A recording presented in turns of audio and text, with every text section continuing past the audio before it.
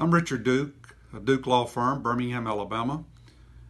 My previous video, I talked about the basics of limited partnerships and LLCs. Today, I will talk about how they're used in basic terms. Again, individual ownership of property may not be correct. That includes, for example, husband and wife owning property individually or jointly or whatever. Assets can be transferred to a limited partnership. Remember, it requires at least two partners. An LLC can have one member, but property can be transferred to these entities to provide limited liability protection against the personal assets that are not in the entity's ownership.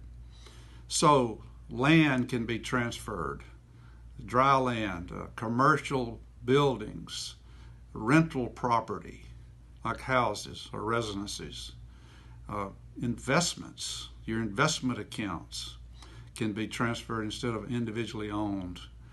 All kind of property can be transferred to these entities. It's better than individual ownership for many reasons, but the limited liability protection is the primary reason.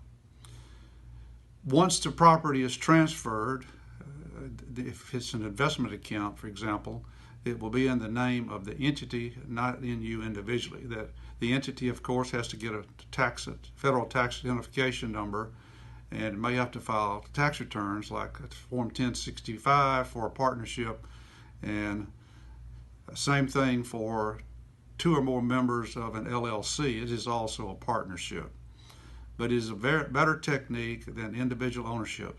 I will get into more details in later videos.